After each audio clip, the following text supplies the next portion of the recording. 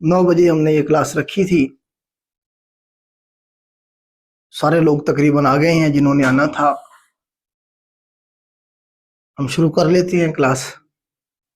सबसे पहले तो आप सबको मुबारकबाद। आप लोग एक रिटर्न का जो फेज था वो क्लियर आपका हुआ। मेरे ख्याल से तकरीबन वही लोग हैं जो असिस्टेंट SNGAD और असिस्टेंट पुलिस के एग्जाम में जो शॉर्टलिस्ट हुए हैं। आज आ गया असिस्टेंट पुलिस का रिजल्ट भी। तो इसमें हमारे अपने एकेडमी से जो बच्चे अभी तक हमारे पास रिकॉर्ड आया है, जो लिस्ट बनाई गई है 24 के करीब है मेरे ख्याल से। असिस्टेंट पुलिस के जो अभी तक आए हैं इतने ही बच्चे अभी तक जो लिस्ट बनी है आप शेयर किए हैं। मजीद इंशाल्लाह आ जाएंगे। और असिस्टेंट SNGAD के जो हमारे स्टूडेंट हैं वो 50+ हैं, उनकी लिस्ट ऑलरेडी शेयर हो चुकी है आप लोगों के साथ। इसमें बहुत सारे बच्चे इसके अलावा ऐसे हैं जो ग्रुप में ऐड हो गए हैं, जो हमारे YouTube चैनल से या हमारी वेबसाइट से या खुद से वो तैयारी कर रहे थे, अब वो इंटरव्यू की तैयारी करना चाहते हैं, उनके पास कोई प्लेटफॉर्म नहीं है। तो हमने पेस का ये प्लेटफॉर्म आप लोगों को प्रोवाइड किया है, जिसमें आप अपने आप को इंटरव्यू के लिए एक अच्छे अंदाज में प्रिपेयर करके पैनल के सामने आप अपने आप को प्रेजेंट कर सकते हैं। इंटरव्यू की डिस्कशन, ये जो आज की क्लास है जर्नल डिस्कशन, इसमें हम करेंगे कि कौन कौन से एरियाज पे आपने काम करना है। आज मैं आपको वो एरियाज बता दूंगा। जी क्या इशू है? अच्छा, ये जो क्लास हो रही है अभी ये रिकॉर्ड भी हो रही है, इसके बाद इंशाल्लाह हम आपको प्रोवाइड कर देंगे। तो आज की जो क्लास है इसमें हमने डिस्कस करना है कि कौन कौन से एरियाज आपने तैयार करने हैं, या कमीशन कौन कौन से एरियाज से आपसे सवाल पूछ सकता है। उन एरियाज को सबसे पहले तो आप आइडेंटिफाई करेंगे ना कि कौन कौन से पोर्शन पे आपने काम करना है, उसके बाद फिर आप उस पर काम करेंगे। अगर आप में से कोई बच्चा ये सोच रहा है कि जी मैंने रिटर्न का एग्जाम पास कर लिया तो बस मेरी रिकमेंडेशन हो जाएगी, तो बेटा वो गलत सोच रहा है। इस तरह सोचने वाला बच्चा जो है वो फाइनली रिकमेंड नहीं होगा। जितनी आपने मेहनत की रिटर्न के इम्तिहान को पास करने में, उससे कहीं ज्यादा मेहनत करनी पड़ेगी आपको इंटरव्यू को पास करने के लिए। फाइनली रिकमेंड होने के लिए ये जो दिन है आपके पास दरमियान में 20, 25, 30, मैक्सिमम आपके पास 1-1.5 महीना है बस। जिनका एंड पे होने उनका काउंट करके बता रहा हूं, जिनके पहले से शुरू हो जाएंगे उनके पास 15 से 20 दिन है। मेरा ये एनालिसिस है कि ये फरवरी के पहले वीक से इंशाल्लाह ये आपके इंटरव्यू शुरू हो जाएंगे। पहले से नहीं होंगे तो दूसरे से हो जाएंगे। तो ये जो आपके पास दिन है इसमें आपको हर चीज को साइड पे रख के इंटरव्यू को फोकस करना होगा, इंटरव्यू को पढ़ना होगा।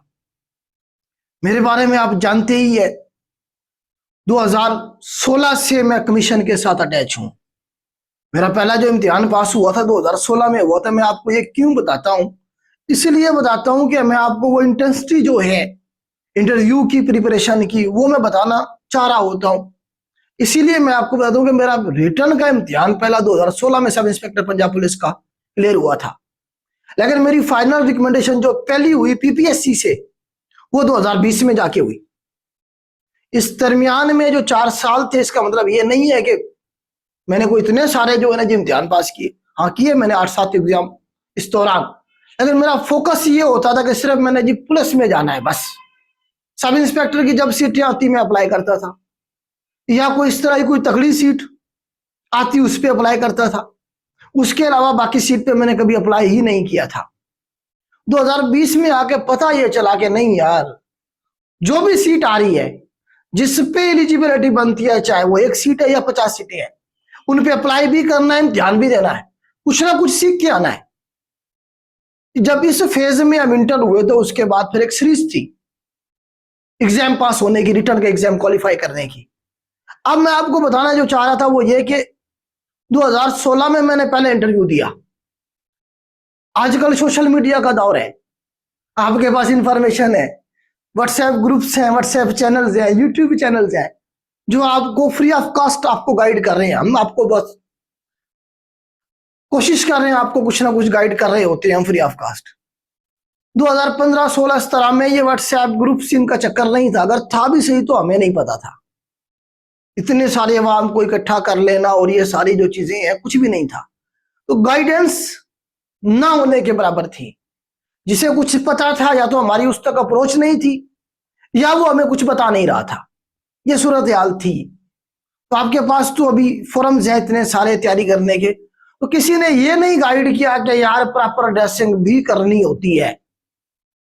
मुझे याद है 2016 में जब मैं इंटरव्यू देने के लिए गया तो मैंने शूज जो पहनी हुई थी नरोजी पहनी हुई थी, वो जो खेड़ी चप्पल मिलती है पिशावरी चप्पल, और मैंने उसके बाद व्हाइट सूट कॉटन का पहना हुआ था और ऊपर से वास्कोट पहनी हुई थी जो जैकेट होती है, और उसके बाद मैंने मूछें रखी हुई थी।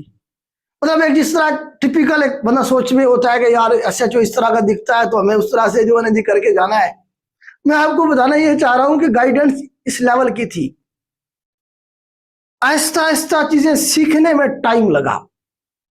जब मेरी पहली रिकमेंडेशन हुई 2020 में, तो उस वक्त मैंने पहली दफा एक टू पीस लिया था नेवी ब्लू कलर में, और मैं पहली दफा उसी इंटरव्यू में जो है ना पहन के गया था, टू पीस प्रॉपर टाई लगा के और पूरी ड्रेसिंग में क्लीन शेव करके जरा थोड़ा सा मम्मी डैडी बन के। तो अल्हम्दुलिल्लाह मैं उसमें सरखूबी हुआ था। अब उसमें यह नहीं बताया कि सिर्फ ड्रेसिंग की वजह से हुआ था या जो चीजें इतने टाइम में मैंने सीख ली थी जो मैं वो प्रेजेंट कर पाया या उस वजह से हुआ। बार कैफ अल्लाह पाक ने पहली दफा 2020 में जाकर सुरखरू किया। उसके बाद आगे चले और रिकमेंडेशन हुई। एफपीएससी से रिकमेंडेशन ली, फिर मैंने इंस्पेक्टर डीएसएफ की, पीपीएससी से ली असिस्टेंट की 2 रिकमेंडेशन। तो बताने का मकसद ये है कि ये सारी चीजें जो हैं ये आज आपके पास अवेलेबल है, इसलिए आपको इनकी वैल्यू का नहीं पता है। लेकिन कुछ बच्चे आप में से होंगे जो सोच रहे होंगे यार मैं जी सूट पहन के जाऊंगा, ऊपर से जी वेस्ट कोट पहन के जाऊंगा और जो मैं जो है सुकून से इंटरव्यू दूंगा और मैं हो जाऊंगा। हर चीज की अपनी एक वैल्यू है। जितनी वैल्यू है कम से कम उसे हमें उतनी इंपॉर्टेंस देनी पड़ेगी। ड्रेसिंग की अपनी एक वैल्यू है। आप क्या बोलते हैं जाके, उसकी अपनी एक आपकी जो है ना, आप देखिए रिकमेंडेशन में अपना रोल प्ले होगा उसका जो आप बोलेंगे। हर एक पोर्शन को आपने अलग अलग से तैयार करना है। अभी मैं आपको बताता हूं किस किस पोर्शन से कमीशन सवाल पूछ रहा है। अभी कोई 2 महीने पहले मैं एक डिप्टी डीओ एजुकेशन डिपार्टमेंट में इंटरव्यू में खुद दे के आया हूं। हमने जाना होता है वक्त के साथ साथ, इसीलिए कि हमें पता चले कि क्या हो क्या रहा है। जब हमें खुद नहीं पता होगा, हम 2020 की बातें आज आपको बता रहे होंगे, इसका मतलब है कि आउटडेटेड हैं हम। तो मैं अभी मेरे ख्याल से 1-1.5 महीना हुआ होगा, कुछ बच्चे मुझे मिले भी थे उधर। तो वहां जब मैं गया हूं इंटरव्यू में तो इतनी सारी चीजें मैंने देखी कि अपडेट हो चुकी हैं कमीशन की तरफ से, इंटरव्यू पैनल के हवाले से या इंटरव्यू लेने का जो तरीकाकार है, क्वेश्चन पूछने का जो लेवल है उसके हवाले से। तो आप भी उसी लेवल से चलेंगे तो इंशाल्लाह आप अपनी मंजिल तक पहुंच जाएंगे।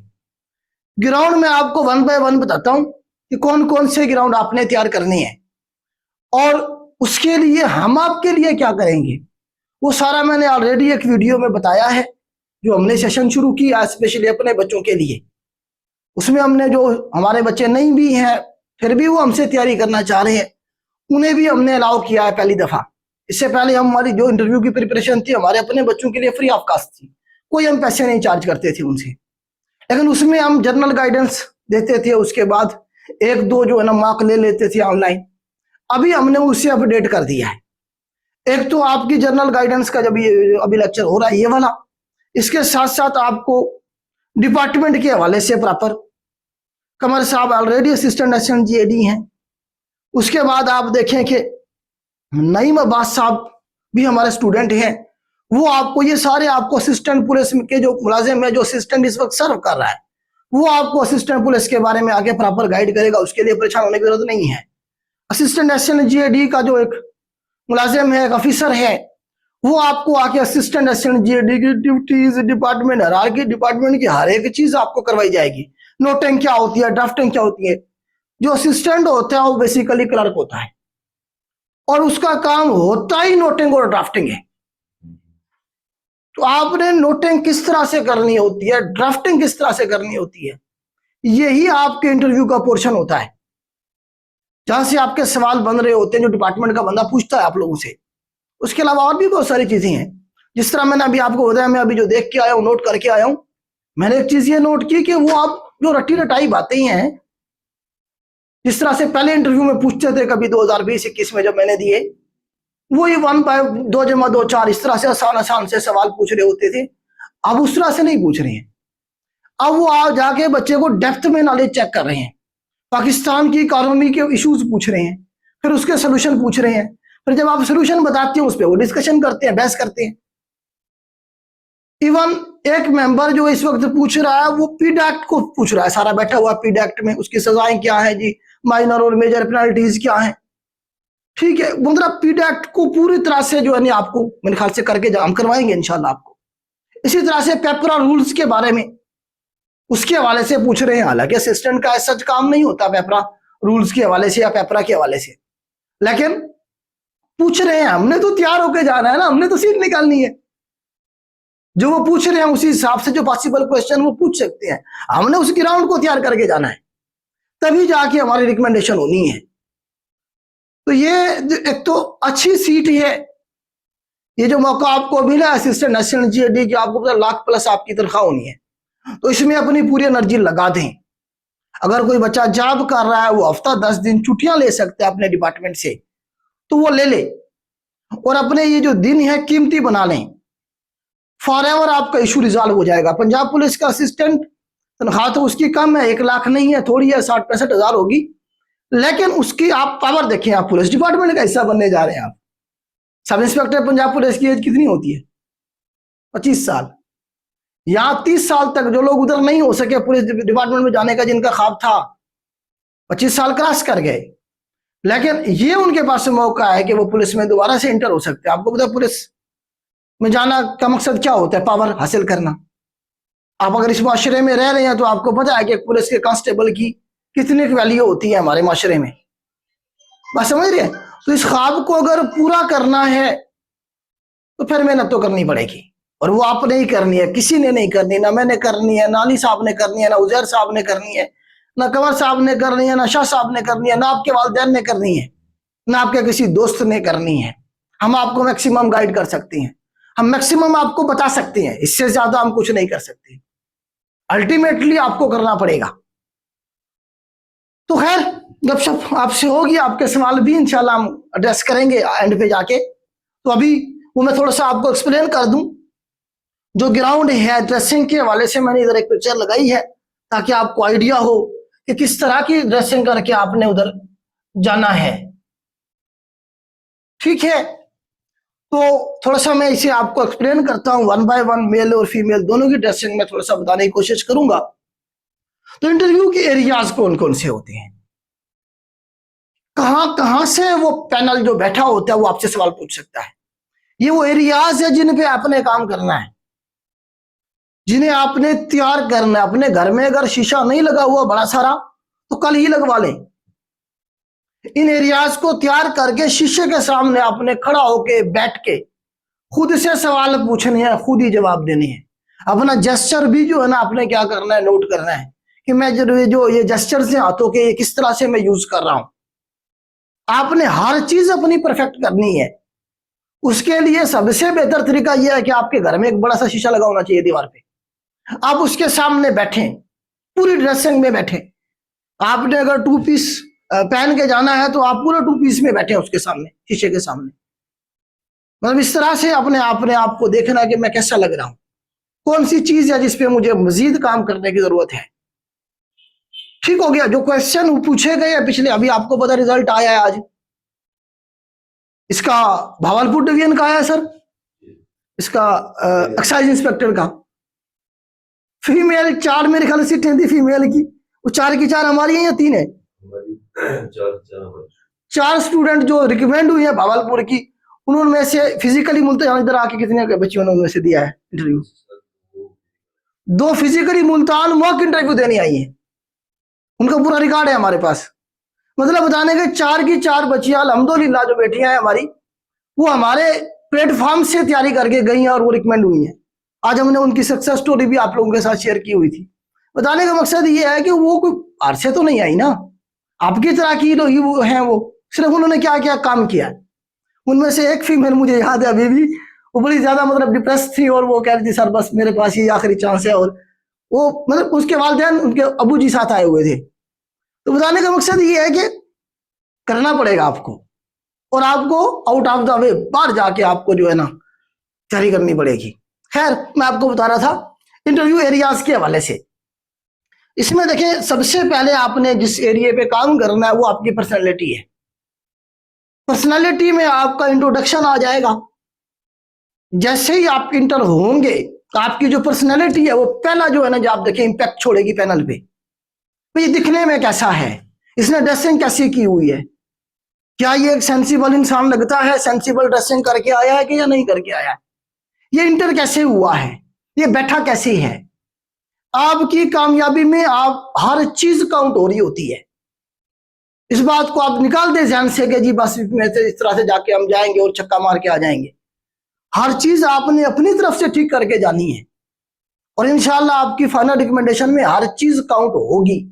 आपका बिहेवियर अपने घर में कैसा है, दोस्तों के साथ कैसा है, अपनी पर्सनल लाइफ में कैसे है, ये भी काउंट होगा। ये मैं ऐसे नहीं कह रहा आपको, अब में से बहुत सारे लोगों को मेरी ये बात याद आएगी बाद में। हर चीज काउंट हो रही होती है आपकी फाइनल कामयाबी में, अपना अपना रोल होता है उसका। तो थोड़ा सा मैं अक्सर जब आपको पढ़ा रहा होता हूं, जो बच्चे हमारे स्टूडेंट है उन्हें कह रहा होता हूँ कि थोड़ा सा अपनी जात पे भी काम करें, थोड़ा सा अपनी पर्सनैलिटी पे भी काम करें। अपने अंदर जो इस तरह की आदतें हैं बुरी या जैसी भी आप कह लें नेगेटिव, उन्हें निकालें ऐसा ऐसा करके। पॉजिटिव जो आपकी आदत हैं उन्हें बढ़ाएं, इंक्रीज करें। तो अपनी जात पे भी थोड़ा सा काम करना होता है आप लोगों ने। वो साथ साथ जो लोग करते रहते हैं उन्हें जरूरत नहीं पड़ती एकदम से काम करने की, क्योंकि आपकी पर्सनैलिटी खुद ब खुद रिफ्लेक्ट हो जाती है पैनल के सामने। अगर आप ये सोच रहे हैं कि हम छुपा लेंगे अपने अंदर क्या है, तो आप गलत सोच रहे हैं। वो सवाल आपसे ऐसे पूछते हैं, आपके जो एक्चुअल आपके अंदर क्या है वो सारा उनके सामने होता है, और यही काम होता है पैनल का। पैनल का जो 5-7 देखें, पैनल में से अगर कोई कुछ बच्चे होते हैं 5 मिनट में उन्हें बाहर निकाल देते हैं, कुछ में 10 से 15 मिनट लगाते हैं, कुछ पे आधा घंटा लगाते हैं इंटरव्यू। अब आधा घंटा जिन पे लगाया गया उसका मतलब ये नहीं है कि वो रिकमेंड होंगे, जिन पे 5 मिनट लगाया उनका भी मतलब ये नहीं है कि वो रिजेक्ट हो जाएंगे। आप समझ रहे हैं? तो ये कोई क्राइटेरिया नहीं है कि जी आधा घंटा लगाया तो रिकमेंडेशन पक्की है, 5 मिनट लगाया तो बाहर निकाल दिया बस मैं तो रह गया, ऐसा कुछ भी नहीं है। पैनल देखिए, रिटर्न का इम्तिहान आपका हो गया, जीके आपका चेक कर लिया उन्होंने। अब इंटरव्यू का जो पैनल होता है वो देख क्या रहा होता है, आप में से ढूंढ क्या रहा है, आप में से वो जो देख रहा होता है, ढूंढ रहा होता है, वो ये ढूंढ रहा होता है क्या ये बच्चा इस जॉब के लिए फिजिबल है। ये उन्होंने क्या कर रहा होता है उस 5-7 मिनट 10 मिनट में जज करना होता है, क्या ये इस काबिल है कि हम इसे इस पोस्ट पे बिठा दें, ये इस जॉब को छोड़ के भाग तो नहीं जाएगा, ये जो जॉब है इसके लेवल से ऊपर की जॉब तो नहीं है, ये जो जॉब है इसके लेवल से नीचे लेवल कम लेवल की जॉब तो नहीं है। ये पैनल का काम होता है, उसी हिसाब से वो डिसाइड करते हैं। आपके बहुत सारे बच्चे ऐसे होते हैं जिनसे 10 सवाल पूछे जाए फर्ज किया, वो 7-8 सवाल का गलत जवाब दे के आते हैं, उन्हें पता ही नहीं होता, सॉरी करके आते हैं। वो 1 सवाल या 2 सवाल का सही आंसर करके आते हैं, उन्हीं 2 सवाल की बेस पे वो रिकमेंडेशन ले जाते हैं। बात समझ रहे हैं? तो ये कोई इस तरह से आपने बिल्कुल भी परेशान नहीं होना है। जो आपसे सवाल पूछा जाए अगर आप उसका जेन्युइनली कुछ करके गए हैं तैयार, और जेन्युइनली आप उसका आंसर करते हैं, तो आप रिकमेंड हो जाते हैं, चाहे आपने 8 सवाल ही क्यों ना गलत किए हों। बस समझे, जिसके ज्यादा सवाल जो आंसर करेगा उसमें से पॉसिबिलिटी है। मिसाल के तौर पर एक बच्चे ने 8 क्वेश्चन का आंसर किया, 2 उससे स्किप हो गए, 8 में से 3, 4, 5 सवाल तो ऐसे होंगे जिसने उसने तगड़ा जवाब दिया होगा, सेटिस्फाई किया होगा जो वो पूछना चाह रहे थे पैनल वाले, उसके चांसेस इस तरह से बढ़ जाते हैं। बात समझ रहे हैं? तो इसमें इंटरव्यू के दौरान मैं तो चलो जनरल जो चीजें हैं वो बाद में बताता हूँ कि किस तरह से आपने आंसर करने होते हैं। एक सवाल का जवाब नहीं आ रहा, आप कैसे उसका आंसर करेंगे वो बाद में डिस्कस करते हैं, बात कहीं और निकल जाएगी, पहले हम ये कंप्लीट कर लेते हैं। तो मैं आपको बता रहा था कि इंटरव्यू के एरियाज 4 एरियाज हैं टोटल जिन पे आपने काम करना है। नंबर 1 आपकी पर्सनैलिटी है, आपकी जात है, जिसमें आपकी ड्रेसिंग आ जाएगी। ड्रेसिंग के लिए मैंने एक तस्वीर आपको दिखाने की कोशिश की है, मुझे आज सच मिली नहीं वहां से। तो कोई भी आप 2 पीस ले लें। मेरा मशवरा ये है कि सारे लोग कोशिश करें, जिन्होंने नहीं पहने हैं वो आज से पहनना शुरू कर दें, ले आए आज से पहन के, घूमे फिरे, दोस्तों को मिले, जरा थोड़ा सा अपनी पर्सनैलिटी में यूज टू हो जाए 2 पीस के साथ। कोई भी आप ले लें, नेवी ब्लू एक वैसे आइडियल कलर कहा जाता है। नेवी ब्लू जो कलर है वो उसे एक आइडियल कलर माना जाता है इंटरव्यू के हवाले से, एक फॉर्मल ड्रेसिंग जो होती है उसमें। उसके अलावा आपको ये तो खैर मैंने वो दूसरा पहना हुआ है, तो उसके अलावा कोई आप और भी कलर आप जो आपको लगता है कि ये मुनासिब कलर है वो आप लेना चाहें तो उसका ऐसा इशू नहीं है।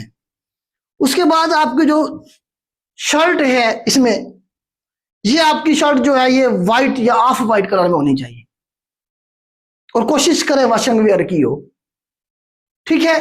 उसके बाद आपकी टाई है, टाई आपकी लाइनिंग में, फॉर्मल ड्रेसिंग में आपकी जो टाई है वो कोशिश करें लाइनिंग में हो प्रॉपर, ठीक है। और उसके बाद शूज जो है आपके, देखिए मैंने कोशिश की, आपको नजर तो नहीं आ रहे होंगे, लेसेस में शूज हैं जिसके तस्मे होते हैं, तस्मे बंधे होते हैं जिसके, एक फॉर्मल ड्रेसिंग में लेसेस वाले शूज लें। ये हो गई आपकी एक प्रॉपर कटिंग आपकी होनी चाहिए। एक डेढ़ हफ्ता पहले करवा लें कटिंग, बजाय कि एक दिन पहले, वो अजीब सी जो है ना त्राश देते हैं बाद दफा। 1-1.5 हफ्ता पहले करवा लें कटिंग, आपकी एक प्रॉपर कटिंग होनी चाहिए। शेव आप अगर जा रहे हैं इंटरव्यू देने के लिए सुबह सुबह बनाएंगे, एक दिन पहले भी नहीं चलेगा काम। या तो दाढ़ी रखें प्रॉपर, कुछ लोग मशीन लगवा के पहुंच जाते हैं, मैं भी गया था शुरू में, ठीक है, वो बाल रह जाते हैं। या तो प्रॉपर दाढ़ी आने दें, रखें जितनी आप रखना चाहें, या फिर प्रॉपर शेव करें, ठीक है। एक प्रॉपर जो है ना जी अपनी ड्रेसिंग कंप्लीट करें। ये मेल के हवाले से है। फीमेल के हवाले से देखें कि आपने तेज कलर नहीं पहनना है, येलो रेड इस तरह के, ठीक है। कोशिश करें लाइट कलर यूज करें, बड़ी बड़ी हील वाली शूज नहीं यूज करने जी, हाइट जो ना बड़ी दिखे, कुछ लोग कर लेते हैं, ठीक है। तेज किस्म की जो फ्रेग्रेंस है, परफ्यूम वगैरह तेज किस्म के नहीं यूज करने, बाद दफा पहना इरिटेट हो जाता है थोड़ा सा इन चीजों का, इनसे होता कुछ नहीं है, लेकिन ये सारी चीजें बाद दफा इंसान के गले पड़ जाती हैं, और समझ रहे हैं। तो जितनी आपकी हाइट है वो है, उससे आपकी रिकमेंडेशन पे फर्क नहीं पड़ने वाला। लेकिन नॉर्मल जो शूज होते हैं कोशिश करें बंद शूज पहन लें, ठीक है, वो यूज करें। और एक नॉर्मल इंसान जैसे बिहेव करता है, कोई आर्टिफिशियल बन के नहीं जाना आपने थोड़े से टाइम के लिए, वैसे ही आपने तैयार होना है, अपने आप को तैयार करना है। फीमेल वेल करना चाहे तो उनकी मर्जी है, वो कर सकती है, वरना दुपट्टा एक प्रॉपर तरीके से ले लें एक अच्छे अंदाज में। फीमेल को मैं मशवरा दूंगा कि वो हिना रबानी खान साहिबा की जो पिक्चर है फॉर्मल ड्रेसिंग में, जब वो फॉरेन मिनिस्टर, आजकल भी मेरे ख्याल से शायद सेक्रेटरी हैं, फॉरेन सेक्रेटरी हैं, उनकी आप ड्रेसिंग देखें। मरियम नवाज साहिबा सीएम जो पंजाब है, उनकी असल में थोड़ा सा जो ड्रेसिंग है वो ओवर हो जाती है, तो उनमें भी अगर कभी उन्होंने फॉर्मल ड्रेस अगर पहना हुआ है, कोई तस्वीर शायद मिल जाए आपको, वो भी आप देखें, ठीक है। इसके अलावा डॉक्टर सायरा हैं, मेरे ख्याल से पिछले दिनों शायद चाइल्ड डिपार्टमेंट की वो शायद हेड थी या सेक्रेटरी थी, शायद मुझे एग्जैक्टली याद नहीं है, बल्कि चेयरमैन थी शायद। उनकी आपको जबरदस्त किस्म की तस्वीरें मिल जाएंगी फॉर्मल ड्रेसिंग में। तो कोशिश करें, देखें। पाकिस्तानी, असल में हमारा कल्चर पाकिस्तानी है ना, हमने उसे देखना है। हम इंडियंस को या बाहर के जो कंट्रीज है उनकी ड्रेसिंग को हम फॉलो कर नहीं सकते, हमारा कल्चर इस्लामिक कल्चर है। तो प्रॉपर एक ड्रेसिंग में जाए, कोई नेगेटिव इंप्रेशन नहीं है, आप जिस तरह की ड्रेसिंग करके जाए, लेकिन वो एक सेंसिबल एक फॉर्मल ड्रेसिंग होनी चाहिए। देखने से पता लगे कि भाई कोई मैं लफ्ज़ नहीं इस्तेमाल करना चाहता, ठीक है। तो ये तो ड्रेसिंग के हवाले से था थोड़ा सा आपका। अच्छा, वॉच भी कुछ लोग पहन लेती हैं, पहन लेंगे तो अच्छी बात है, नहीं पहनेंगे तो कोई है सच। आज दफा मतलब ये भी बच्चे पूछ रहे होते हैं, छोटे छोटे सवाल आपने फिर पूछने इतने सारे, तो इसीलिए मैं कह रहा हूँ कि एक ही दफा में ये सारे जो है ना क्वेश्चन है आपको मैं क्लियर कर दूं। ये आपका हो गया ड्रेसिंग के हवाले से, ठीक है। उसके बाद आपकी इंट्रोडक्शन, अब जैसे आपने इंटर होना है, ड्रेसिंग तो आपकी मुकम्मल हो गई है, अब आपने इंटर कैसे होना है, और फिर आपने अपना जब इंट्रोडक्शन करवाना है तो उसमें आपने क्या क्या चीजें तैयार करनी है। ये 2-3 चीजें मैं आपको जरा बताता हूं। इंटर होने के लिए प्रॉपर एक वीडियो हम इंशाल्लाह 2-3 दिन में आपको प्रोवाइड करेंगे। एक प्रॉपर इंटरव्यू जैसे होता है, एक बच्चा कैसे इंटर होता है, पूरा पैनल बैठा होगा, पूरी एक प्रॉपर इंशाल्लाह आपको 2 से 3 दिन में या मैक्सिमम 1 हफ्ते में आपको मिल जाएगी। वो हम आपकी प्रैक्टिस भी करवा देंगे। किस तरह से बच्चे ने इंटर होना है, कैसे जी वो आगे चल के जाएगा, फिर पहले इजाजत लेगा, फिर चल के जाएगा, फिर जाके सलाम करेगा, फिर वो बैठने का कहेंगे तो कैसे बैठेगा, इसके ऊपर प्रॉपर एक वीडियो बना के इंशाल्लाह हम आपके साथ शेयर कर देंगे मैक्सिमम 1 हफ्ते में। थोड़ी सी सेटिंग हम कर रहे हैं, वो इंशाल्लाह हो जाएगी, तो उसके बाद इंशाल्लाह हम आपके साथ शेयर कर देंगे। अब जब आप जाके बैठ जाते हैं, अक्सर ऐसे होता है कि वो कहते हैं बेटा अपने बारे में कुछ बताएं, या इंट्रोड्यूस यूर सेल्फ कह देते हैं, अपना तारुफ कराएं, अपने बारे में कुछ बताएं, अली बेटा अपने बारे में कुछ बताएं, इस तरह से वो आज दफा कह देते हैं। तो डिपेंड करता है, कुछ जो मेंबर हैं वो इंट्रोडक्शन का कहते हैं, कुछ नहीं कहते, ऐसे शुरू हो जाते हैं डायरेक्ट सवाल पूछना। तो इंट्रोडक्शन अगर वो कह देते हैं बेटा इंट्रोड्यूस यूर सेल्फ कह देते हैं आपको, फिर आपने कैसे अपने आप को इंट्रोड्यूस करवाना है। उसमें टोटल आपने 4 सेंटेंस लिखने हैं, बस 4 सेंटेंस बोलने हैं वहां, उससे ज्यादा ना उनके पास टाइम होता है ना आपको बताना चाहिए। ना एक सेंसिबल बंदे का ये काम होता है कि जी अब अपनी सारी डिटेल उधर बताना शुरू कर दें, इतना टाइम उनके पास नहीं होता है। एक पैनल का मुझे याद आ रहा है, पिछले दिनों सब इंस्पेक्टर पंजाब पुलिस के इंटरव्यू थे, एक बच्चे ने इंट्रोडक्शन शुरू करा, उसने अपनी राम कहानी शुरू करी, सर मैंने मैट्रिक में फला साल में की और जो है ना मैंने फला सब्जेक्ट पढ़े और फला नंबर लिए, फिर मैं इंटर का, फिर वो ग्रेजुएशन। पैनल ने वही रोक दिया, कहता बेटा लास्ट डिग्री का बताओ। पैनल ने फौरन कहा कि बेटा छोड़े क्या कर रहे हो, लास्ट डिग्री का बताएं। मतलब फिर बंदे का कॉन्फिडेंस और लो हो जाता है, आप समझ रहे हैं। तो आपने मतलब इंट्रोडक्शन में क्या क्या चीजें बतानी है, वो 4 सेंटेंस हैं जो मैं आपको बता रहा हूं, ये मैंने इधर लिखे भी हैं ताकि आप अपना इंट्रोडक्शन लिख सके। फॉर्मल इंट्रोडक्शन में आपने 4 सेंटेंस ये बताने हैं। सबसे पहले आपने अपने नाम के अपने बारे में बताना है कि सर, 1 मिनट रुकिए जरा, मैं इसे साथ साथ हाईलाइट भी करता जाता हूं।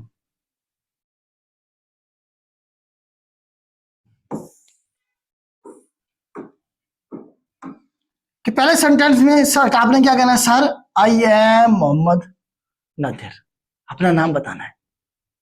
सन ऑफ बरकत अली, जो भी आपके वाले साहब का नाम है, कि सर मैं मोहम्मद नादिर हूं और मैं किसका बेटा हूं जी, नादिर अली साहब का बेटा। पहले सेंटेंस में आपने ये बताना है।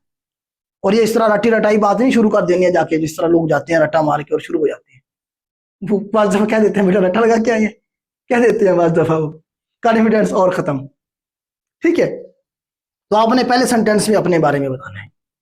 दूसरे सेंटेंस में आपने बताना है अपने डिस्ट्रिक्ट प्रोफाइल के बारे में, तो आप किस डिस्ट्रिक्ट से बिलोंग करते हैं।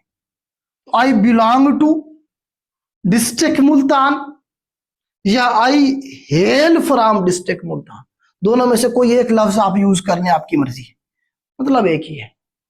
आई हेल फ्रॉम डिस्ट्रिक्ट मुल्तान या I belong to district Multan, जो भी आपका डिस्ट्रिक्ट है उसके बारे में बताएंगे। अब आपने डिस्ट्रिक्ट के बारे में बताया ना, वो पूछना भी चाह रहे होते हैं कहां से आए हैं बेटा आप, बेसिकली ये पूछना चाह रहे होते हैं, तो आपने उसे पहले बता दिया। अब जब आपने बताया ना मुल्तान, पैनल के कान खड़े हो गए ऐसे, अच्छा मुल्तान से है, मुल्तान पूरा सेक्रेटरी रहा होगा कहीं ना कहीं, या कोई डीजी किसी डिपार्टमेंट का रहा होगा, किसी ना किसी डिपार्टमेंट में वो रहा होगा और मुल्तान में उसने जरूर सर्व किया होगा, जो भी पैनल बैठा होता है। जब वो मुल्तान में उसने सर्व किया होता है तो मुल्तान की चीजें उसे याद होती हैं, तो पूछता है फौरन, उसके कान जब खोल, उसने कहा अच्छा मुल्तान से तो से पकड़ूंगा। फिर वो शुरू, अभी आप चल रहे थे आगे, हो सकता है आपकी खुशकिस्मती के वही वही आपको रोक दे, हो सकता है आपको आगे चलने दे। जब आप इंट्रोडक्शन मुकम्मल करवा लें फिर आपको कहे अच्छा आप मुल्तान से हैं, मुल्तान के बारे में कोई यूनिक चीज बताएं जो मुझे ना पता हो, मुल्तान की क्या चीज मशहूर है। फिर बहुत सारे बच्चे का सर सोन हलवा मशहूर है, तो सोन हलवा खाने पीने की चीजें आखिर पे बतानी होती है, अगर बताना जरूरी भी हो तो उसमें आप बताएंगे कि sir Multan city of saint है, औलिया का शहर है सर, क्या मशहूर है जी मुल्तान के, जो है ना जी गर्द गोर, किस तरह से है वो, गर्मी गर्द गोरिस्तान, हर चीज मुल्तान, हाँ गर्दो गर्मा गदाओ गोरिस्तान, इस तरह से एक शेर है, प्रॉपर अली साहब ने मुझे बताया अभी, तो एक पूरा शेर है मुल्तान के बारे में, तो अक्सर ये शेर सुन लेते हैं। ये मुल्तान के बारे में एक शेर मशहूर है, बताएं क्या। मुल्तान हिस्टोरिकली शहर है, अब अहमद शाह अब्दाली मुल्तान में पैदा हुआ था, ठीक है, आपको शाहरुख नारायण रहमतुल्लाह अलैह जो है मुल्तान के सूफी बुजुर्ग, सबसे बड़े बुजुर्ग है यहाँ के। इसी तरह से आप देखें हजरत बहाउद्दीन ज़िक्रिया जो उनके दादा हैं। तो ये इतने बड़े नाम हैं जिनके बारे में वो जरूर पूछते हैं, अच्छा ये इनका सिलसिला कौन सा था, किस दौर में थे, ये जो मकबरा बना हुआ है किसने बनवाया था। ये सारा मैंने आपको हिस्ट्री में करवाया हुआ है, अपने बच्चों को तो हमने करवाया हुआ है। ठीक है, मुल्तान की हिस्ट्री के बारे में यहाँ पे एक बहुत पुराना एक मंदिर हुआ करता था जिसे बाद में गिरा दिया गया, पर हिलाद का मंदिर शायद था। ठीक, हिस्टोरिकली आज भी इंडिया से हिंदू आते हैं इधर विजिट करने के लिए। इतनी चीजें हैं मुल्तान के अंदर, वो आपसे पूछने लग जाए ना तो आपकी वो तबीयत साफ कर सकता है इसी पोर्शन में से। आपने मुल्तान बता के खुद आप एक डिस्ट्रिक्ट में रहते हैं, आपके 25-30 साल के आप हो गए हैं और आपको अपने डिस्ट्रिक्ट में कहीं नहीं पता है। ये नेगेटिव इंप्रेशन जाएगा अगर आप अपने डिस्ट्रिक्ट के बारे में नहीं जानते हैं। कौन से दरिया के किनारे पे है मुल्तान, या कोई भी सिटी आपका जो डिस्ट्रिक्ट है उसकी ज्योग्राफी उस मुल्तान के साथ और कौन कौन से डिस्ट्रिक्ट लगते हैं, ये पूछ लेते हैं। वो अक्सर यही पूछते हैं। अच्छा, मुल्तान का जो मैप है ये शर्कन गरबन है या शुमालन जरूबन है, इस तरह भी उन्होंने पूछा है। तो ये हर एक बच्चा अपने डिस्ट्रिक्ट प्रोफाइल इस तरह से तैयार करेगा। अपने डिस्ट्रिक्ट की एक राउंड अबाउट आबादी 30 लाख है, 40 लाख है, एग्जैक्टली याद रखनी नहीं रखनी होती, याद हो भी नहीं सकती है। कोई पागल इंसान ही है जो बताएगा सर 40 लाख 5270 है, कोई पागल इंसान ही हो सकता है जो इस तरह का जवाब देगा, लेकिन नॉर्मल इंसान इस तरह से आंसर नहीं करता। रोज आबादी बढ़ रही है, जब आपने चेक किया उसको कुछ और हो गया, अभी चेक करेंगे कुछ और होगी। आपने एक मेजर एक जो डिजिट है वो बताना होता है सर 40 लाख के करीब करीब है। इसी तरह से एरिया मुल्तान का वो आपने नॉर्मल सा मतलब एक डिजिट आपने माइंड में याद रखने का, इतना इसका एरिया है राउंड अबाउट करके, मतलब बताने का। इस तरह से आप अपने डिस्ट्रिक्ट प्रोफाइल को तैयार करेंगे, हर एक बच्चे ने करनी है। ये वो पोर्शन है, ये आप तैयार करेंगे, जब बाकी इंटरव्यू में बैठेंगे तो ये सारे सवाल आपसे पूछे जाएंगे, हम पूछेंगे। ठीक हो गया, डिस्ट्रिक्ट प्रोफाइल आप इस तरह से तैयार कर लेंगे। अभी पहला सेंटेंस एक मुकम्मल हुआ है जहां से आपसे सवाल बनेंगे ही बनेंगे, जो आप बोल रहे हैं वहीं से आपके सवाल बनेंगे, वहीं से सवाल निकलते चले जाएंगे और आपको पकड़ लेंगे कहीं ना कहीं। बात समझ आ रही है? खैर आगे चलते हैं। 2 सेंटेंस हो गए। तीसरे सेंटेंस में आपने बताना है अपनी आखिरी डिग्री जिसकी बेस पे आपने अप्लाई किया हुआ है। ये जो डिग्री जिसकी बेस पे आपने असिस्टेंट के लिए अप्लाई किया है, तीसरे सेंटेंस में आपने उसके बारे में बताना है। सेंटेंस मैंने लिखा I have completed my masters in sociology, economics, जो भी आपकी डिग्री है, केमिस्ट्री है, इंजीनियरिंग है, जो भी है। ठीक है, फ्रॉम BZU। अब आपने BZU नहीं कहना, एब्रीवेशन नहीं यूज कर रहा आप प्रॉपर आप कहेंगे बहाउद्दीन जिक्रिया यूनिवर्सिटी मुल्तान। एमगढ़ नहीं कहेंगे, मुजफ्फरगढ़ कहेंगे। पूरा आपने मतलब नाम उसका बोलना है, यूनिवर्सिटी का जो भी आपकी है। UET है तो उसका आप पूरा कहेंगे university of engineering and technology, जो भी आपकी यूनिवर्सिटी है आप उसका पूरा नाम बोलेंगे, फॉर्मल वे यही होता है। हाँ जी, फ्रॉम बहाउद्दीन जिक्रिया यूनिवर्सिटी मुल्तान इन 2000, साल भी बताना है कौन से साल में किया वो डिग्री जिसकी बेस पे आपने अप्लाई किया था। उसके बाद वाली डिग्री बताने की जरूरत नहीं है आपको। अगर बताएंगे तो अपने गले में आप अपना जाप डाल रहे हैं। वो उसे छोड़ देंगे जिसकी बेस पे अप्लाई किया था, जो आपकी एमफिल चल रही है उसमें घुस जाएंगे।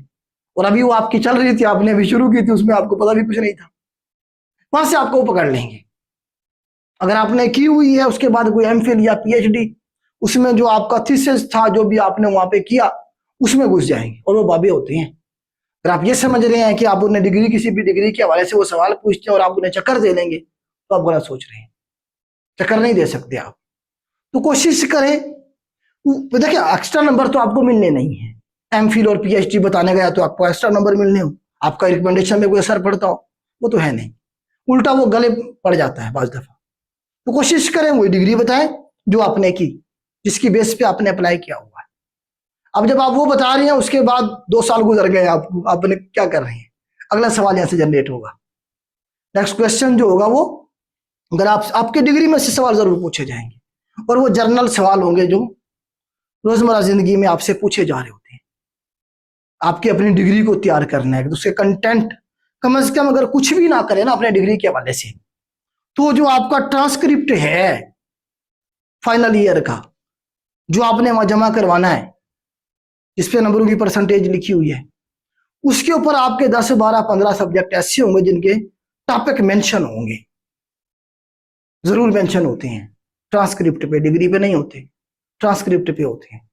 आपके वो जो टॉपिक मेंशन है ना, तो उन्हें कम से कम उन्हें के बारे में अगर आपसे कुछ पूछ लिया जाए, उनके बारे में 2, 4, 5, 7 लाइनें इस तरह की बना के तैयार करके जाएं कि आप उन्हें बताएं, वो सेटिस्फाई हो जाए, उससे आगे वो चले ही ना।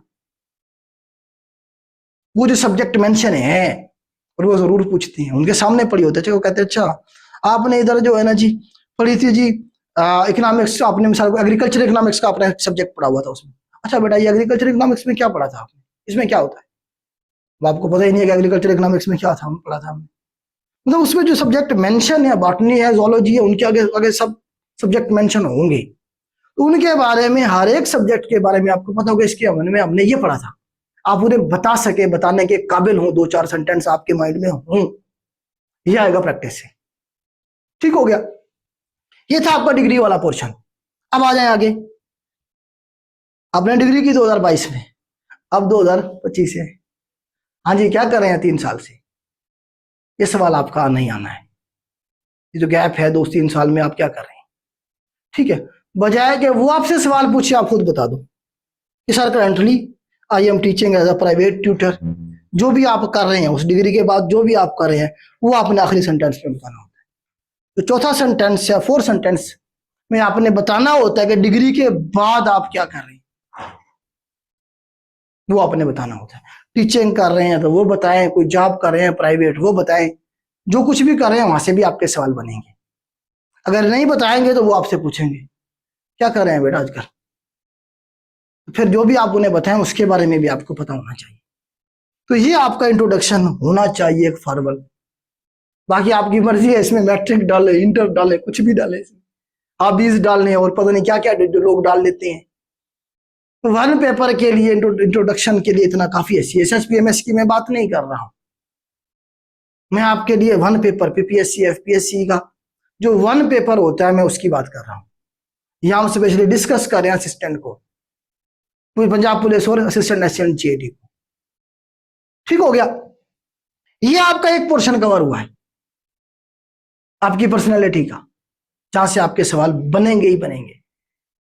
ये वो एरियाज हैं जो हमने कवर करके जाना है, जहां से प्रोबेबिलिटी है, पॉसिबिलिटी है, जहां से आपसे सवाल पूछे जा सकते हैं या पूछे जा रहे हैं। ठीक हो गया, उसके बाद नेक्स्ट जो पोर्शन है जिसपे आपने काम करना है, वो मैंने इधर लिखे हैं कुछ। इसमें आपने एकेडमिक रिकॉर्ड, वही अगेन आपकी जो डिग्रीज हैं जो मैंने एक्सप्लेन कर दिए, तो आपने अपनी जात प्रोफेशनल, आपकी जो पर्सनैलिटी है उसके हवाले से ड्रेसिंग हो गई, इंट्रोडक्शन हो गया, डिस्ट्रिक्ट प्रोफाइल भी हो गई, वो आपके पर्सनैलिटी में शामिल थे। इंट्रोडक्शन आपका, आपकी ड्रेसिंग, और उसके बाद आपकी डिस्ट्रिक्ट प्रोफाइल, ये आपका पहला पॉइंट था, पर्सनैलिटी में शामिल हो गया। उसके बाद आपने अपनी डिग्रीज जो हैं, फाइनल डिग्री के बारे में यही मैंने आपको बता दिया है, वो आपने थोड़ा सा कंटेंट जो है उनके सर्च कर लेनी है, देख लेनी है। तीसरा जो आपका पोर्शन वही है प्रोफेशनल डेवलपमेंट, क्या है मतलब आफ्टर डिग्री, डिग्री के बाद आपने क्या किया, वही पोर्शन है। तीसरा जो है ना जी आपका वो डिपार्टमेंट, आखिरी 4th जो पॉइंट है आपका, 4th एरिया जो है जिसपे आपने काम करना है, वो है जिस डिपार्टमेंट में आप जॉब करने के लिए जा रहे हैं। वहां से एक बंदा जरूर बैठा होगा और वो आपसे पूछेगा डिपार्टमेंटल टर्म्स के बारे में, जॉब डिस्क्रिप्शन के बारे में, डिपार्टमेंट की हायरार्की के बारे में, सारा कुछ वो हम आपको करवाएंगे। कमर साहब करवाएंगे, कमर साहब इस वक्त आपको पता ऑलरेडी सर्व कर रहे हैं, इस वक्त असिस्टेंट एसएन GAD। नईम साहब आपको करवाएंगे, एक लेक्चर देंगे बराबर, वो भी असिस्टेंट एसएन GAD सर्व कर रहे हैं। दोनों मेरे स्टूडेंट हैं अल्हम्दुलिल्लाह, पिछले बैच में ये हुए थे 2020 वाले में। तो बताने का मकसद ये है कि ये आपका पोर्शन है। इसके अलावा कुछ मिसलिनियस क्वेश्चन पूछे जा रहे होते हैं, जिस तरह करंट अफेयर के हवाले से, इकोनॉमी ऑफ पाकिस्तान के हवाले से आपसे सवाल जरूर पूछे जाएंगे। आजकल इकोनॉमी के बड़े इशूज चल रहे हैं, आपको पता है पाकिस्तान में। ठीक, सोशल इश्यूज क्या है हमारे, पॉलिटिकल इश्यूज क्या है, इकोनॉमिक इश्यूज हमारे क्या है, उनके सोल्यूशन क्या है। ये वो एरियाज है जिनसे आपके सवाल बनेंगे, बनेंगे ही बनेंगे। करंट अफेयर, दुनिया में क्या चल रहा है, जैसे अभी अमेरिका में आग लगी हुई है। अमेरिका में 20 तारीख को डोनाल्ड ट्रंप हलफ ले रहा है, प्रेसिडेंट बन रहा है यूएसए के इलेक्शन के ऊपर। पूरा एक लेक्चर हम आपको कोशिश करेंगे देंगे, ठीक है। यूएसए हिस्ट्री के ऊपर भी हम आपको कुछ ना कुछ बताएंगे, क्योंकि यूएसए हिस्ट्री से मैंने नोट किया है कि वो सवाल पूछ रहे हैं। बाबे हैं, इन्होंने सारी जिंदगी उधर ही गुजारी होती है या गुजारते हैं उधर जाके ये रिटायरमेंट के बाद। वैसे भी ये गवर्नमेंट के खर्चे पे आ रहे होते हैं, जा रहे होते हैं, तो इन्हें अच्छा लगता है अपने भाई मुल्क के बारे में पूछना। तो वो हमने तो एग्जाम पास करना है ना, हमने तो इंटरव्यू निकालना है, तो हमें उसके लिए तैयार होकर जाना पड़ेगा। जो वो पूछे हम जवाब देंगे तो तभी हमारी रिकमेंडेशन के चांसेस बढ़ेंगे ना।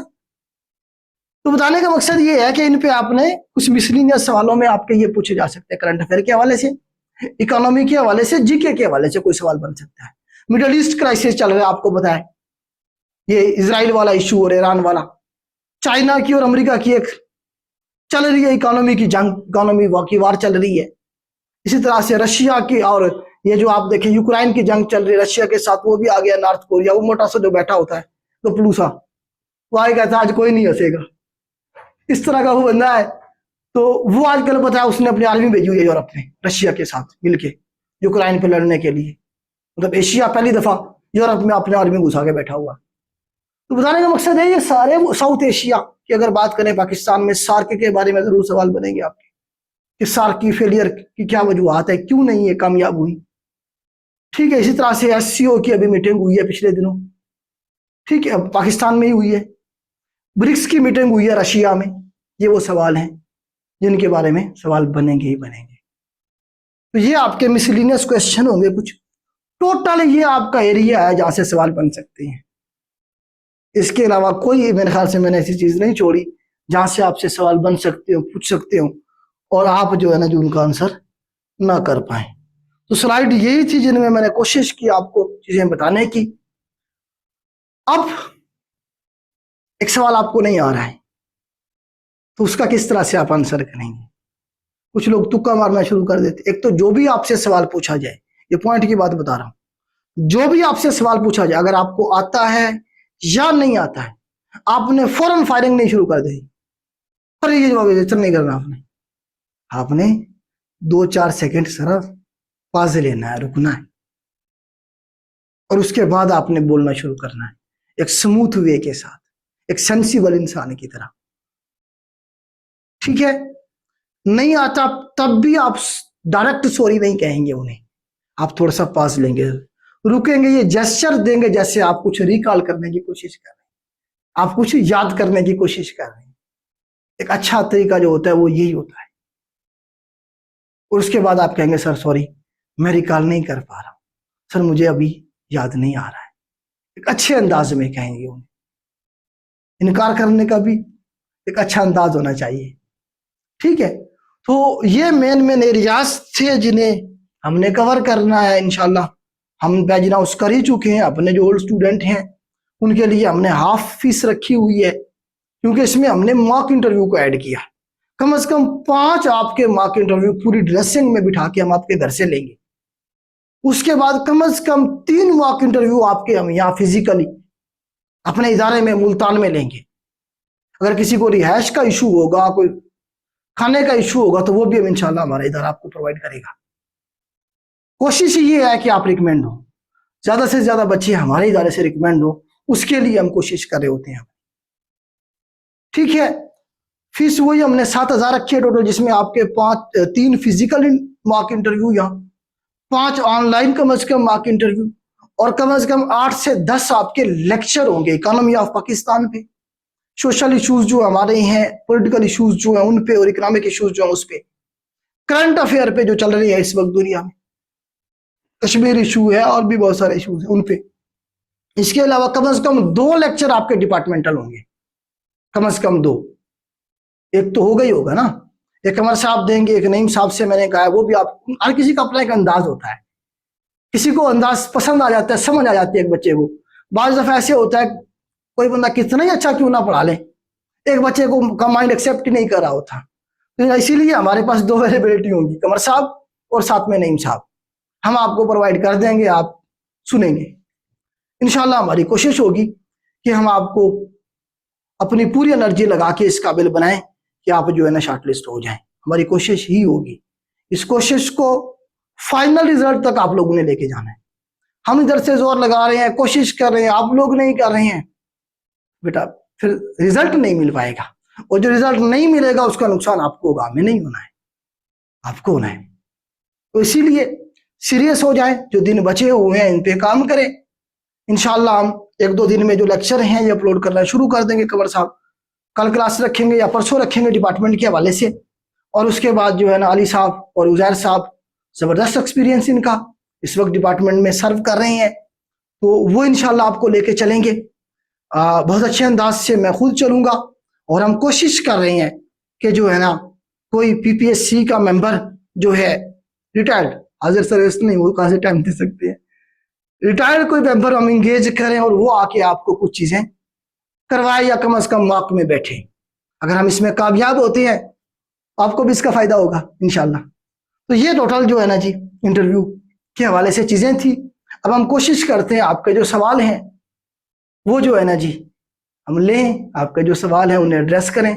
सर क्वेश्चन किस तरह से, मुझे ये जूम पे चल रही है क्लास, यूट्यूब पे चल रही है?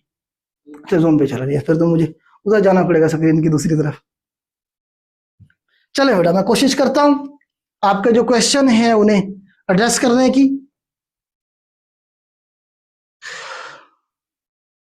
हाँ, शलवार कमीज में नहीं जाना सर, नहीं बेटा जा सकते हैं, मैंने ऐसा नहीं कहा कि नहीं जा सकते हैं।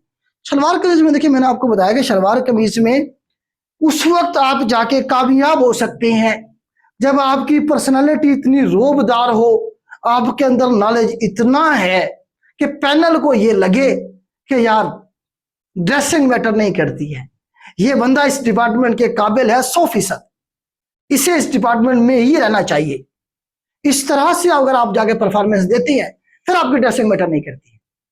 बात समझ रहे हैं? हाँ, अगर आप एक नॉर्मल से इंसान है मेरी तरह और उसके बाद आप ड्रेसिंग भी नहीं करके जा रहे, फिर जो है ना इशू है, क्योंकि first impression is last impression. आप इंटर हुए, उनके माइंड में स्केच बन गया कि यार ये बंदा जो है ना हमारे इस पैनल को इतनी भी वैल्यू नहीं दे के आया कि यार ये प्रॉपर ड्रेसिंग करके आता 2 पीस की। बात समझ रहे हैं? तो बेसिकली ड्रेसिंग करके जाने का मकसद ये नहीं होता कि जी आप जो है ना जी अपने आप को कुछ शो करना चाह रहे हैं। मतलब ये होता है कि आप पैनल को इज्जत दे रहे हैं, रिस्पेक्ट दे रहे हैं कि आप अपनी पर्सनल लाइफ में जैसे भी थे, आप एक इंटरव्यू का जो डेकोरम चल रहा है उसे मेंटेन रखने के लिए आप अपनी पर्सनालिटी को बदल के आई हैं, अपने आप में इंप्रूवमेंट लेके आई हैं। आप समझ रहे हैं? आप उसे ऑनर कर रहे होते हैं, रिस्पेक्ट दे रहे होते हैं। आप ऐसे बिल गेट्स साहब के बारे में आपको मैं बताता हूं, एक दफा उन्हें कॉल की गई थी कांग्रेस की तरफ से, यूएसए की जो पार्लियामेंट है। अब बिल गेट के पास इतना भी टाइम नहीं है कि वो अपनी ड्रेसिंग को देखे, एक ब्रांड है, वो जो पहन लेता है वही उसकी क्या है आपको पता है, ब्रांड हो, वही लोग यूज करना शुरू कर देते हैं। वो नॉर्मल से वो आपको देखा शर्ट में फिरता है और ट्राउजर पहना होता है, शूज भी ऐसे उसने पहनी होती है नॉर्मल सी। लेकिन जब वो कांग्रेस के सामने पेश हुआ ना, वो आपको प्रॉपर ड्रेसिंग में था, अब उसकी वीडियोस पड़ी हुई हैं। क्यों वो नहीं जा सकता था? जा सकता था। तो क्यों उसने ऑनर किया, रिस्पेक्ट दिया पैनल को। अगर वैसे ही मुंह उठा के पहुंच जाता, आगे भी तो उनका पैनल था ना, हमारा तो नहीं था। हमने तो उसकी चापलूसियां शुरू कर देनी थी, हमारे पैनल ने तो जितना बड़ा बंदा आ गया है, उनका पैनल था। अगर वो नाराज हो जाता वो फाइन कर सकते थे बिल गेट को। तो इसने हमें इतनी इज्जत नहीं दी, जैसे मुंह उठा के फिर रहा था, ये आ गया, वो इधर आके इंटरव्यू देके जा रहा, मतलब अपनी एक्सप्लेनेशन देके जा रहा है। थोड़ा सा आपने जो पैनल होता है उसे रिस्पेक्ट देनी होती है, उसे ऑनर देनी होती है कि जी आप जो है ना आपके लिए तैयार होके आया हूं, मैं इस जॉब के लिए फिट हूं, अगर मुझे इस जॉब में कुछ नई चीज भी अडॉप्ट करनी पड़ेगी तो मैं कर लूंगा। मतलब ये होता है ड्रेसिंग का। बात समझ रहे हैं? दूसरा ऑप्शन मैंने आपको बताया, आप जाएं पहन के, अगर आप अच्छा इतना अच्छा परफॉर्म करते हैं कि पैनल को ये लगे कि यार ये परफेक्ट है इस जॉब के लिए, ड्रेसिंग मैटर नहीं करती है, ड्रेसिंग तो इसकी चेंज कर लेगा बाद में भी। बात समझ रहे हैं? आपकी ये ऑफिस जॉब है, असिस्टेंट एसएसजी जीएडी की, असिस्टेंट पुलिस की, ये ऑफिस जॉब है। ऑफिस में जो आप जनरली चल रहा होता है ऑफिसर्स का, वो 2 पीस ही चल रहा होता है, सूट भी पहन लेते हैं आप, मसला ये नहीं है पहनने का, वो भी फॉर्मल ड्रेसिंग है। अगर कोई बच्चा सूट पहन के जा रहा है तो फिर साथ में वो वेस्ट कोट जरूर पहने ऊपर से ब्लैक कलर में, और सूट जो होना चाहिए उसका वॉशिंग वेयर का, कॉटन का नहीं पहनना है आपने, ऐसे सर्दियों में वैसे भी काटन नहीं चलती है, करंडी शरंडी इस तरह कुछ भी नहीं पहनना आपने, खद्दर या इस तरह कुछ पहन लेते हैं लोग। तो आप एक वॉशिंग वेयर का एक अच्छा कपड़ा व्हाइट कलर में या ऑफ व्हाइट कलर में, एक प्रॉपर एक ड्रेसिंग, हर चीज जिसकी प्रॉपर हो वो आप सिलवा लें। ऊपर से आप ब्लैक कलर में जो है ना जी वेस्ट कोट पहने और आप पहुंच जाए इंटरव्यू में। ये भी एक फॉर्मल ड्रेस है, ऐसा नहीं है कि नहीं है, लेकिन टू पीस पहन के जाएंगे तो अच्छा है, क्योंकि सर्दियां हैं, अब वैसे भी टू पीस चल जाएगा। बात समझ रहे हैं? तो ये ड्रेसिंग के हवाले से था। और क्या क्वेश्चन है सर? और सर मिसलेनियस क्वेश्चन है जी जी। तो लैंग्वेज के हवाले से। अच्छा हाँ, लैंग्वेज के हवाले से। फीमेल ड्रेसिंग में होगा या पहन सकते हैं? हाँ, कुछ भी पहन के जा सकते हैं बेटा। कुछ भी का मतलब ये है कि एक फॉर्मल ड्रेस है वो। देखिए देखो, आप एक बात सुने, अब कुछ बच्चों के माइंड में फीमेल के में ये होगा जी हम अगर वो पहन के जाए तो जी बड़ा नेगेटिव जो है ना जी, छोटा माइंड, कुछ भी नहीं है बेटा। जो लोग हैं इंटरव्यू लेने वाले वो इस मुआशरे का हिस्सा है, इस्लामिक मुआशरे का हिस्सा है, हमारे कल्चर है इस्लामिक, इसमें लोग वेल भी करते हैं, अबाया भी आप पहन के जा सकते हैं, मैटर नहीं करता है। बात समझ रहे हैं? मैटर, ये सारी चीजें हमारी जिंदगी का हिस्सा है। आपको कभी भी इस बात पे रिजेक्ट नहीं किया जाएगा कि जी आप ये क्यों पहन के आए। हाँ, आपसे सवाल पूछा जा सकता है कि जी आपको चक्कर देने के लिए, यार ये तो जॉब इस तरह की है, आप तो ये पहन के आई हुई है, आप कैसे सरवाइव करेंगे, ये सवाल आपके बन जाएगा। उस सवाल को आप कैसे आंसर करते हैं, इसके लिए आपको मेंटली तैयार होकर जाना पड़ेगा। इस सवाल को मैंने हैंडल कैसे करना है। अगर आप हैंडल ना कर पाए उस सवाल को और इधर उधर की हाँकते रहे, फिर आपके वो गले पड़ जाएगा। बात समझ रहे? तो लैंग्वेज के हवाले से मैं क्लियर कर दूं सर, एक मिनट। लैंग्वेज के हवाले से बेटा मैंने 30 के करीब कम से कम, बल्कि 30 से तो ज्यादा, अभी 2-3 इंटरव्यू बाद में दिए हैं। इंटरव्यू में मैं 17-16 के दे चुका हूं। मुझे सिर्फ एक इंटरव्यू में एक दफा पैनल ने कहा था 30 में से, 30-32 इंटरव्यू में से, कि बेटा स्पीक इन इंग्लिश, सिर्फ एक इंटरव्यू में बस। तो ये मैटर नहीं करता कि जी आप इंग्लिश में इंटरव्यू दें, उर्दू में दें। मैटर ये करता है कि क्या आप उसे अपनी बात समझा पाए हैं, कन्वे कर पाए हैं जो उसने पूछा है। बात समझ रहे हैं? इंट्रोडक्शन कम से कम इंग्लिश में तैयार करें। उसके बाद अगर किसी बच्चे को इंग्लिश का इशू है तो वो वहां, अगर वो पहली बात तो कहेंगे नहीं, अगर कोई पैनल कहता भी है आपको कि जी इंग्लिश में बात करें या इंग्लिश में बोलें, तो कोशिश कीजिएगा थोड़ी सी ऐसे एक आधा सेंटेंस बोलने की, फिर फौरन बगैर बताए आप अपने जो लैंग्वेज है उर्दू उसमें शुरू हो जाइएगा। उर्दू और इंग्लिश दो ही अलाउ हैं बस, इसके अलावा आपने कोई और लैंग्वेज नहीं शुरू कर देनी। ठीक हो गया? तो उर्दू भी हमारी मदर लैंग्वेज है, ठीक है? तो उर्दू में भी, लेकिन मकसद यह है कि आप अपनी बात समझा पाए उसे। अगर आप नहीं बोल पा रहे, आप फिर भी वो कहते नहीं बोले, तो अपने कह देंगे सर मैं उर्दू में अच्छी तरह से अपना जो पॉइंट है वो क्लियर कर सकता हूँ, काइंडली मुझे अलाउ करें। मतलब कहने की भी जरूरत नहीं है, आप उन्हें आइडिया हो जाएगा। एक बच्चा कोशिश कर रहा, नहीं बोल पा रहा, फिर वो उर्दू में शुरू हो गया, आपको नहीं कहेंगे वो। बात समझ रहे हैं? और इससे आपकी रिकमेंडेशन पे कोई असर नहीं पड़ेगा। आप अगर आप किसी ने आपके दिमाग में ये डाल दिया है कि नहीं इंग्लिश में ही आपने बात करनी है, अगर उन्होंने इंग्लिश में कहा है, फिर आप बैठे मैं करते हो उधर जो है ना आपसे बोलाना जा रहा हो, और उसके बाद जो बात वो पूछ रहे हैं आप उन्हें बता ही नहीं पाए, वो बैड इंप्रेशन है। उससे आपका कॉन्फिडेंस सारा शेक कर जाएगा, मुकम्मल तौर पे जो है ना जी आप डिस्टर्ब हो जाएंगे। हाँ जी, नेक्स्ट सर क्वेश्चन बताएं। नेक्स्ट सर ये है कि करंट अफेयर के हवाले से कौन-कौन से टॉपिक? हाँ, करंट अफेयर के हवाले से बेटा टॉपिक जो है उजैर साहब जो है ना आपको लिख के शेयर कर देंगे। मैं भी जो है ना ये लिखवा के पॉइंट्स जो सारे हैं वो आपके साथ शेयर करवा दूंगा आपके ग्रुप में। जी नेक्स्ट। इसके अलावा सर कुछ बच्चे पूछ रहे हैं कि अभी हमारे पीएमएस के पेपर है, हाँ, after that can we join? Yes yes yes yes yes. PMS वालों का तो जेन्युइन इशू है बेटा। उसमें ये होगा कि आप देख लें, अगर रजिस्ट्रेशन आप करवा लेंगे तो अब आपको जो लेक्चर हैं वो जो आपको तैयार करने हैं वो रिकॉर्डेड फॉर्म में हम आपको प्रोवाइड कर देंगे, जब आपको टाइम मिले, पहले बाद में। मेरे ख्याल से 18 से शुरू हो रहे हैं पीएमएस के एग्जाम, दरमियान में गैप है कुछ, और 31 को आखिरी है या 30 को आखिरी, एग्जैक्टली मुझे याद नहीं है। तो 30-31 को खत्म हो जाएंगे और उसके बाद आप फिर थोड़ा सा मेहनत ज्यादा करेंगे तो इंशाल्लाह अल्लाह पाक आपको सुरखरू करेंगे पीएमएस में भी और इधर भी। हिम्मत करें इंशाल्लाह।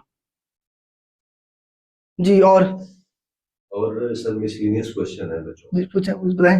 फॉर एग्जांपल के पूछते हैं कि why you want to join this department. बेटा ये एक एक सवाल इंशाल्लाह हम डिस्कस करेंगे, एक एक सवाल डिस्कस होगा। जो हमने सवाल पिछले, अभी आपको पता है सीटीडी के 300 के करीब बच्चे थे जो हमारे शॉर्ट लिस्ट हुए थे। जब रिजल्ट आएगा आप देखेंगे कितने बच्चे हमारे रिकमेंड हुए हैं। तो उनके एक एक सवाल की ऐसे ही प्रैक्टिस करवाई गई और वो जो पेपर देखे आए इंटरव्यू, उसके बाद उन्होंने अपना एक्सपीरियंस हमारे साथ वो सवाल शेयर किए, वो सारे अली साहब ने कलेक्ट किए हुए हैं। वो आपको हम देंगे, आपको पता चलेगा कि सवाल किस तरह के पूछे जा रहे हैं। एक्साइज इंस्पेक्टर के 45-40 बच्चे थे जो हमारे शॉर्ट लिस्ट हुए थे। रिटर्न में अब रिजल्ट आ रहे हैं। आज जिस तरह भावलपुर का आया है 4 उसमें रिकमेंड हुए हैं। इससे पहले गुजरांवाला से था वो लड़का जो उमेर हुआ है एक्साइज इंस्पेक्टर। इस तरह से रिजल्ट आ रहे हैं। तो मतलब ये वो सारे सवाल एक्साइज इंस्पेक्टर में, इंटेलिजेंस ऑफिसर के और ये जो दरमियान में कोऑपरेटिव इंस्पेक्टर था, वो जो बच्चे इंटरव्यू दे के आती है हमारे, उनसे हम एक डाटा कलेक्ट करते हैं पूरा। वो 400-500 सवाल मेरे ख्याल से कलेक्ट किया हुआ है सर ने, वो हम आपके साथ शेयर करेंगे। उन पे डिस्कशन होगी, उन पे डिबेट होगी प्रॉपर। इसीलिए हमने ये फीस रखी है ना, वरना तो हम फ्री में करवा रहे थे। हमने उसका जो लेवल है अप किया है थोड़ा सा, कि हमारे बच्चे को कम से कम जो है ना कोई टेंशन ना हो, बेधड़क होके जाए पैनल के सामने। एक क्वेश्चन आ रहा है कि जिन बच्चों ने असिस्टेंट गेट का पेपर नहीं दिया लेकिन वो अदर उसकी प्रिपरेशन यस जी बेटा ज्वाइन कर सकते हैं। देखिए इसमें सिर्फ वो जो डिपार्टमेंट वाला पोर्शन है वो चेंज होना है, बस समझ रहे हैं। बाकी तो सेम है सारा इंटरव्यू का पैटर्न। कर सकते हैं ज्वाइन बेटा जी। और क्या क्वेश्चन है? और सर सारे जनरल क्वेश्चन है, वो पर्सन टू पर्सन हर पर्सन का जो अपना जैसे होता है। सही है बेटा, ये सारे क्वेश्चन इंशाल्लाह हम डिस्कस करेंगे। आज टाइम नहीं है, अभी मेरे ख्याल से 10 बज गए हैं। 9 से 10 का हमने टाइम रखा था, तो क्लास मेरे ख्याल से हम एंड करते हैं। अगर आपके कोई ऐसा सवाल नहीं है, कोशिश की हमने आपके सारे जो सवाल है, एरियाज यही है, इन पे आप खुद भी काम कर लेना, तो आपको किसी को ज्वाइन करने की जरूरत नहीं है। आप खुद से आप काम कर लें, शीशे के सामने बैठ के खुद प्रैक्टिस करें, डेली के 10 भाग दें अपने आप को। बात समझ रहे हैं? वो पैसे भी बच जाएंगे, टाइम भी बच जाएगा आपका, लेकिन उसके लिए विल चाहिए आपकी। आपका वो कौन सा इंटरव्यू था जिसमें उन्होंने कहा था स्पीक इन इंग्लिश? ना मुझे याद नहीं आ रहा, मेरे ख्याल से इंस्पेक्टर एंटी करप्शन का था, 2020 की ये बात है। तो उसमें तो फिर कहानी कुछ और थी ना, उसमें कहानी कुछ और थी। इसमें ये वो केस अभी तक लटका हुआ है, अदालत में पड़ा है। सर बच्चों को ये बता दें सर कि इनके जो पर्सन टू पर्सन क्वेश्चन है वो हमारे ड्यूरिंग सेशन जी जी जी, जब आप इंशाल्लाह ये प्रॉपर आपके जो मार्क इंटरव्यू है बेटा, उसका टाइम शाम को होगा, शाम 7 बजे से 10 बजे तक रखेंगे हम 3 घंटे।